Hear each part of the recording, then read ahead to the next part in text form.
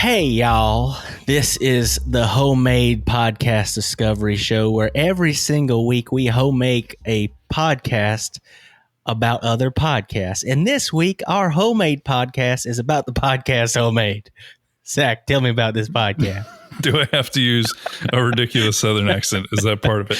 No, she does have a very strong I love it. I love it. It reminds me of my granny. Yeah, it definitely reminds me of family gatherings. I felt very comfortable listening the whole time.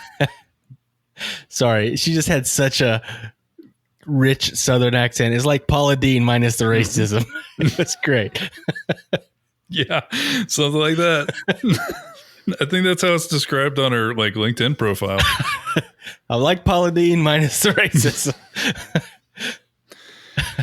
But yeah, this week we're talking about an Allrecipes sponsored show called Homemade. And they have interviewed a lot of pretty large name celebrity chefs and things like that. The one that I was on the fence about talking about, well, we've talked about him a lot kind of in general on Todd's and everything else, is Guy Fieri did an episode. Guy Fieri. That was it's really good too. You know, he talked about, I think we talked about on last episode, he talked about I think they call it red eye gravy. That's like you deglaze with black coffee. And That's so weird. It sounds kind of good, honestly. And he was talking about doing it with grits, ham and grits and red eye gravy. It sounds pretty good. And I don't think he is Southern. He has adopted the Southernness because it's delicious. But yeah, no, it's a really cool show. But on this episode, she talks to Chef John, who has a very famous YouTube cooking channel called Food Wishes. And this has got 3.5 million subscribers. Yeah, he's been around for a really long time. I had heard it. We talked about him before.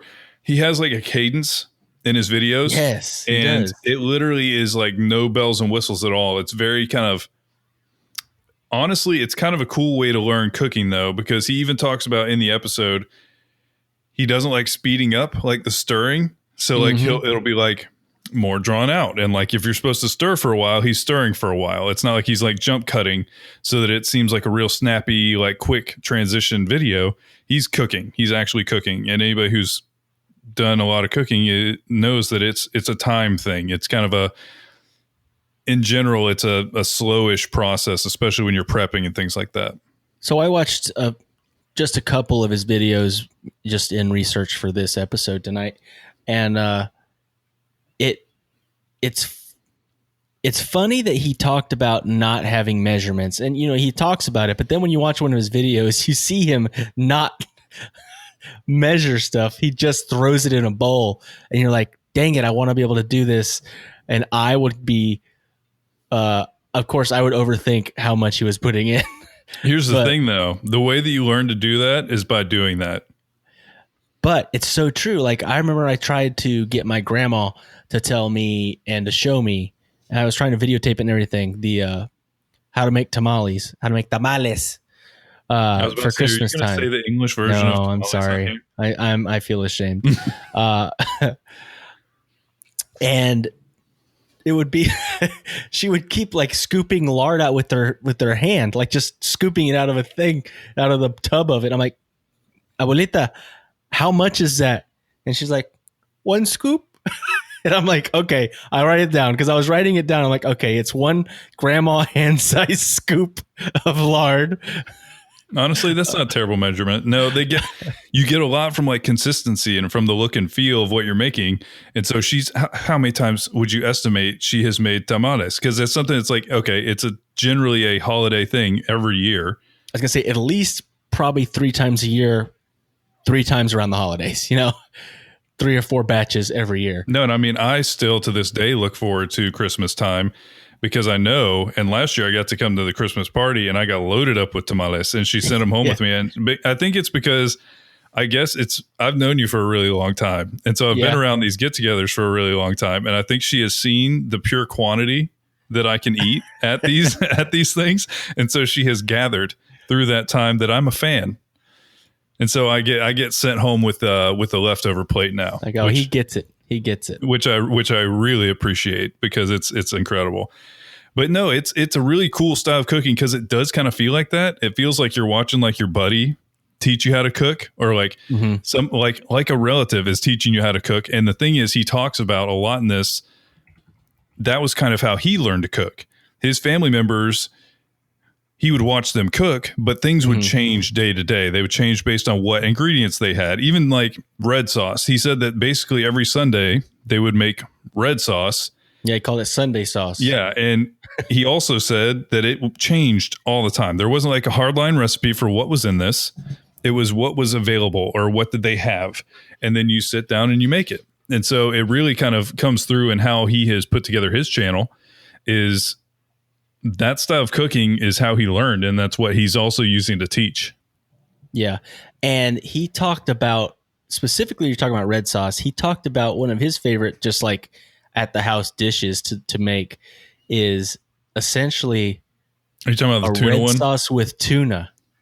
And he did not sell me on that. I'll be honest. That sounds weird. I think it sounds awesome. So I don't think that red eye gravy sounds good, but this sounds good to me.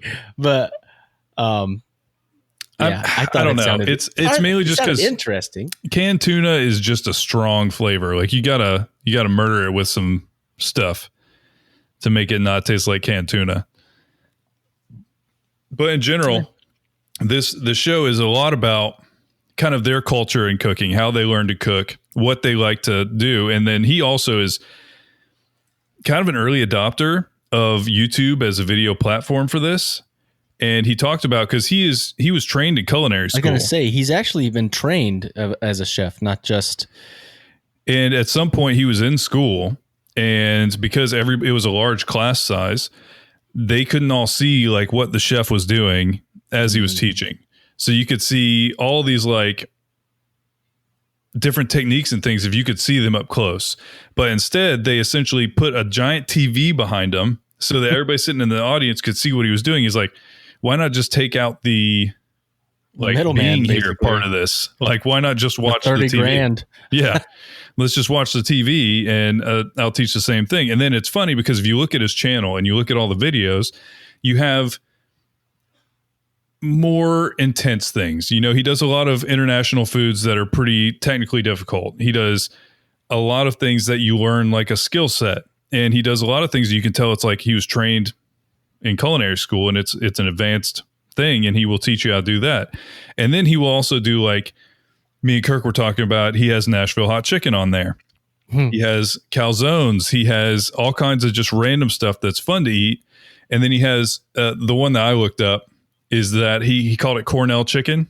They called it a Firehouse Chicken apparently, but it was developed by a professor at Cornell, and it has like vinegar and egg in it. It's like a white barbecue sauce, and it looks really good. But it basically is just a really cool way to kind of pick up some general knowledge about cooking and some almost like theory, because you can kind of work through how he's thinking about it rather than like do XXX. It's more like here's the idea, but it's all very more like casual than a lot of the cooking shows you'll see. Yeah, I mean, he did throw a little bit of shade at America Test Kitchen. Oh, they're very not casual. How not casual they are, and they're specifically like using a yardstick to get the exact measurement of dough before you start folding it in and stuff like that. I think that there's a happy balance, and he seems like he's on the other end. I'm probably somewhere in the middle. Yeah, no, I'd say I'm somewhere in the middle, because like there's parts of, and he talks about on the show, there's parts of baking that if you just start going like, oh, I'm going to feel this out, you're going to mess it up. Like it's very precise on some elements of it. But then like cooking, a lot of times I like to be more wing it style. I feel like you're less likely to ruin it than with baking. I was actually watching Top Chef today, and that's what I've always thought was crazy is they'll just give them a bunch of ingredients and like, hey, just make something. And they start making this ridiculous dish, and they say all these words that I've never heard before. None of the dishes have words that I know, and they look amazing. But it's like, how did you make that just at the top of your head, and you had like an hour to make it? It's always been crazy to me. Yeah, no, I think it comes down to a lot of the stuff that he's like demonstrating. Once you start to think about things as what role is this playing in the dish, then you can like substitute different things in. You know, once you kind of learn like basics of how you do it, then you can start mix and matching things, and you figure out things that work well together and all of that.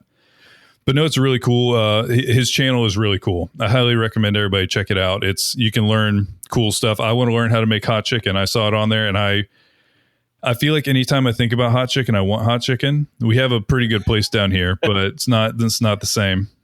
Can you tell them the story about when I ate hot chicken for the first time? Do you want me to tell them that story? Yeah, you go ahead and tell them the sure. story. So the third brother, not Josh, but Gabe lives in Nashville. And so we went up there and we kept telling Kirk, like every time me and Josh go to visit Gabe, we're like, okay, so when is hot chicken? Because I can't think of the last time I went there and did not have it.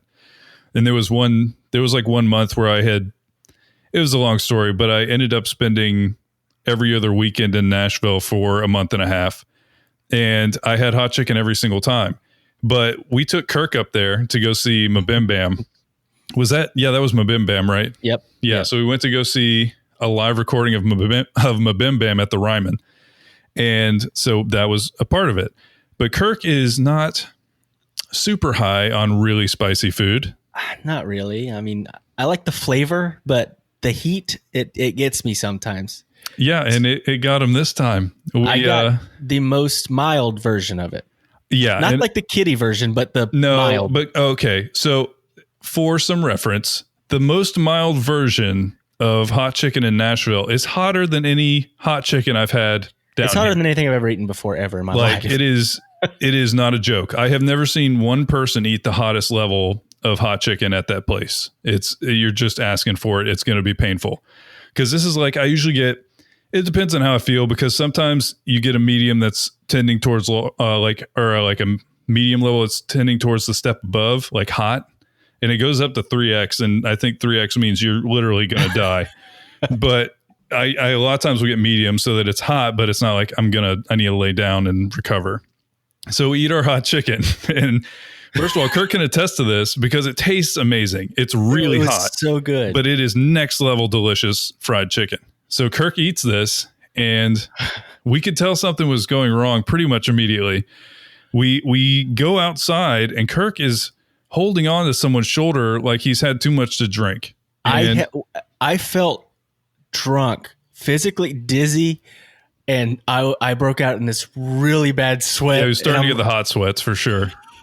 I had never felt that way because of how hot something was. And what was weird is it was after I'd eaten it. It wasn't like during, although I was, having the sweats when I was eating, but it was crazy. I felt real weird. And that was the first time that spice had hit me like that. Yeah. And he was messed up, and other things happened later that you could expect, but oh yeah, it had an immediate and drastic impact on Kirk, but it's very delicious. You guys did warn me about the aftermath as well, and yeah, you weren't wrong. Well, usually the aftermath is not 7 minutes after you have it. Like, that was the really impressive part. By the time we got home, it was like Kirk disappeared for 30 minutes, and he came out looking like he'd just seen a ghost. But yeah, hot chicken is great. I don't know. You wanted me to tell that story. But yeah, then you get to kind of homemade in the show. And so she likes to dig into all of your background and how all this got started. But then she also likes to get kind of food tips along the way. She definitely nabbed his, what was it? Cabbage roll recipe. Ah, yes. I was going to mention that. Which actually sounds pretty good. I could go for that. Yes, it does. It sounds like, okay, let's be honest. It sounds like Italian enchiladas. Yeah, kind of. Like it's enchiladas. I don't think it's necessarily Italian, though, was the thing. Well, like I'm saying, because they have like a red sauce on top of it. You know what I mean? Yeah. So it's like a spaghetti sauce on top of a roll of cabbage that has meat inside. So instead of tortillas, you have cabbage. And then you have, I don't know, it sounds awesome, but definitely something I'd never heard of before. Yeah, no, it sounds delicious. But yeah, she has a really cool format where it's very conversational, and she really breaks down stuff with everybody. But she gets to some pretty cool topics, especially because Chef John's an interesting guy. So he talked about a lot of kind of cool stuff because he was a pretty early adopter on YouTube. So he's kind of seen the rise and fall, and literally how he got his first break was literally getting featured on like the YouTube front page.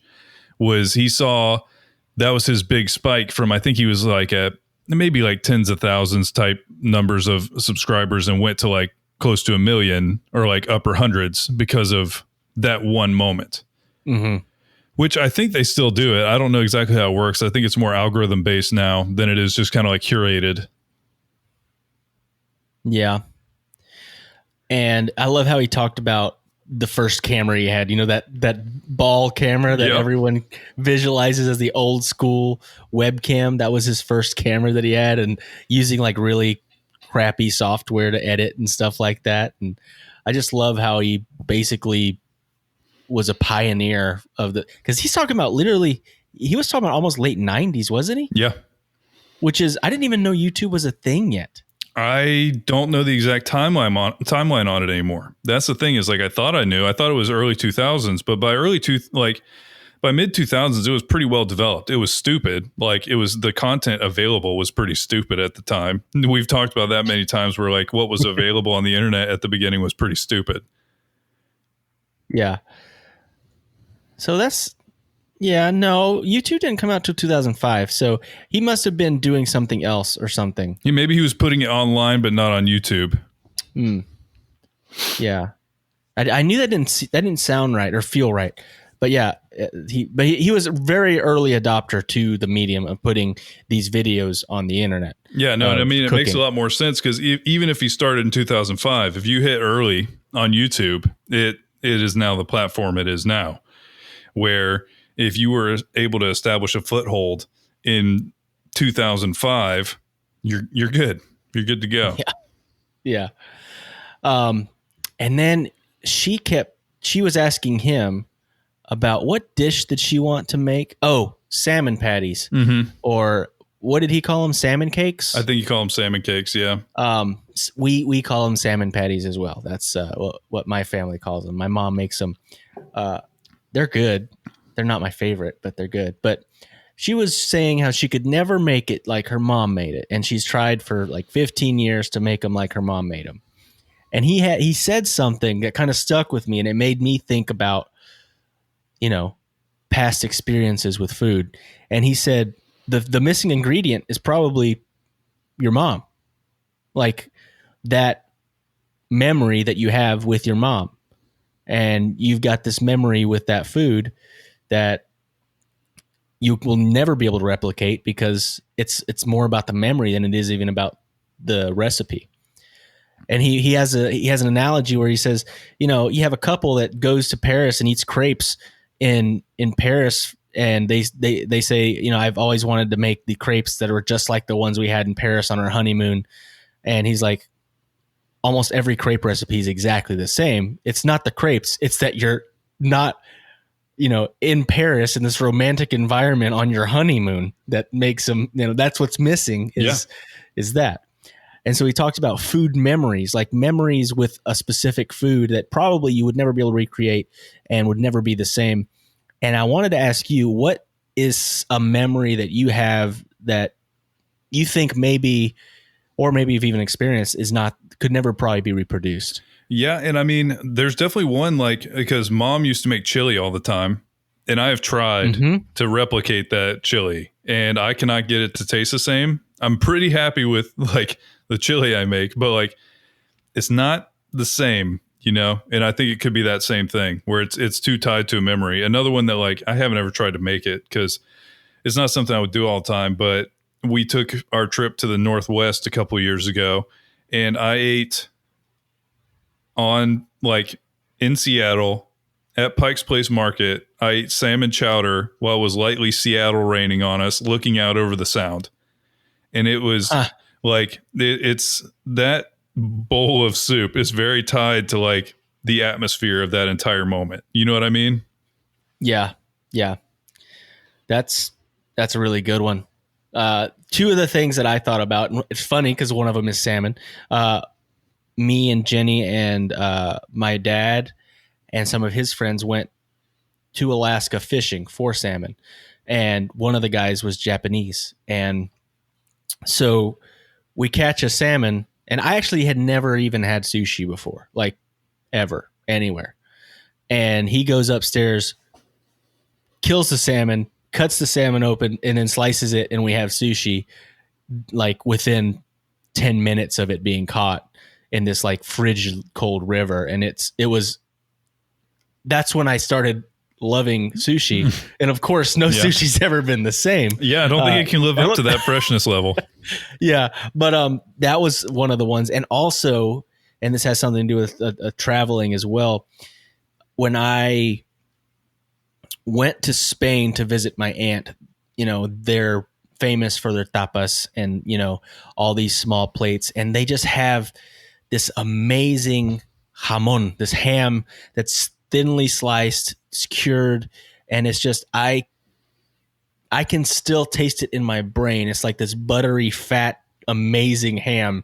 And, they sell stuff at Publix and other places, even at Whole Foods, that looks the same, and you eat it and it kind of takes you back, but you're like, man, it's just, I think a lot of it just has to do with the memory. Yeah, no. And I mean, honestly, that's kind of cool, and he said another thing on there where he's like, I kind of like keeping the magic in there, where he doesn't want to know all the answers on like why everything is the way that it is. And I do think that it's cool to have some magic around some special like meals, some special moments where you can remember the food as part of it too.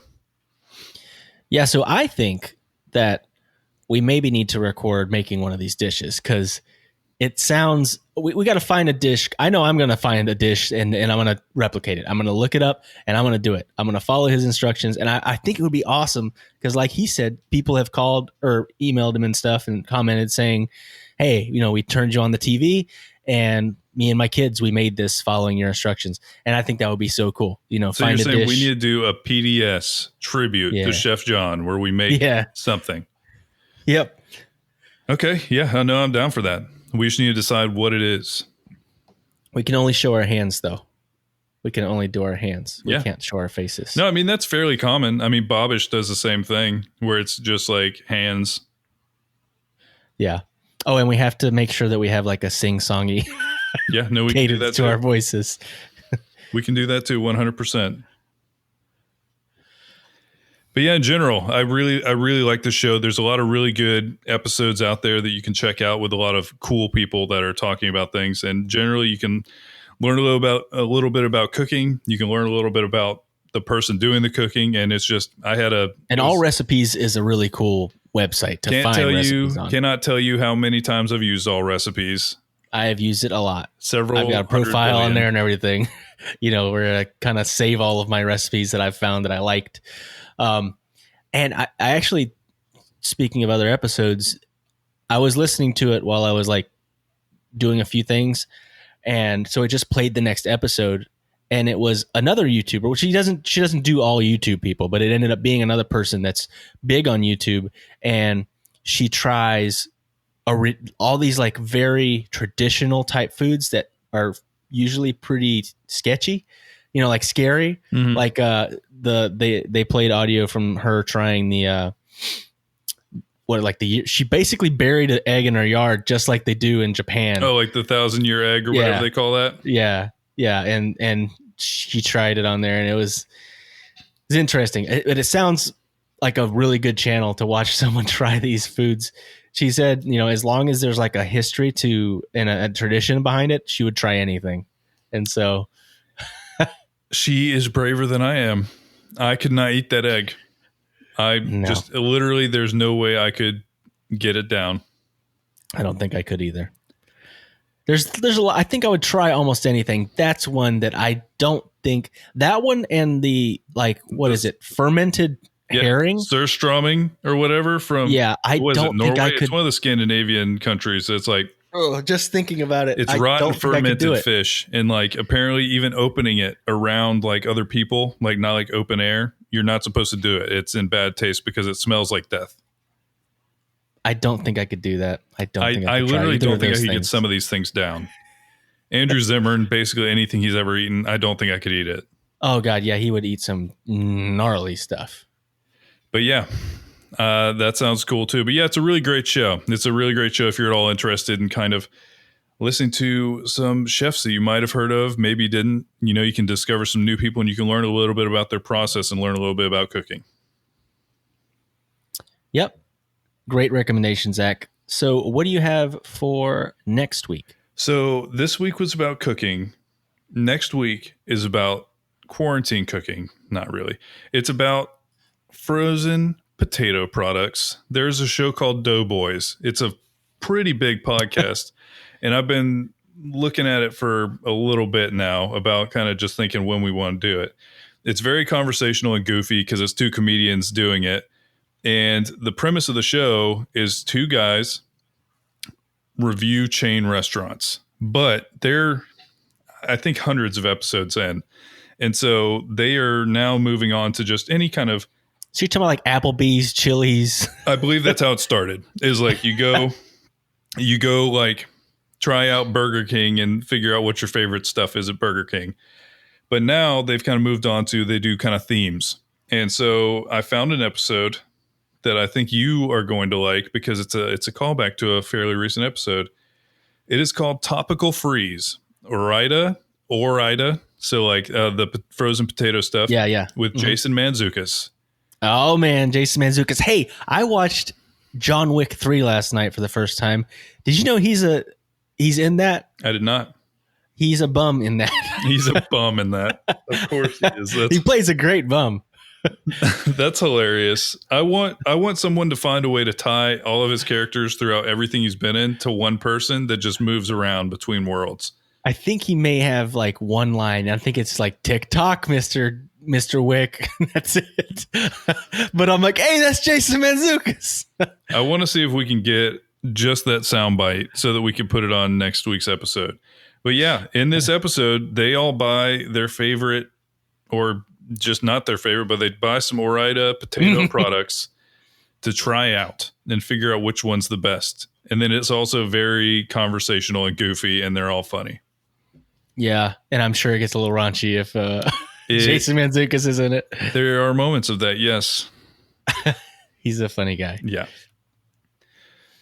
But yeah, we will talk about that next week, and we will talk frozen potatoes. And remember, there's always more to discover. Nailed it. Thank you for listening to the Podcast Discovery Show. We have a few things we'd like to tell you. First, we would love to hear from you on Twitter at the PDS Official or in our Facebook group, the Podcast Discovery Club. Secondly, leaving a rating or review on iTunes helps tremendously in giving us visibility and also visibility to the podcast that we recommend. You can also check out our Patreon page to get exclusive bloopers, old episode archives, and other exclusive content while supporting the show. Finally, seriously, get in touch. We'd love to hear from you about what you love about podcasts. And thank you for being a part of all of the things that we do. This was a podcast from the Podfix Network.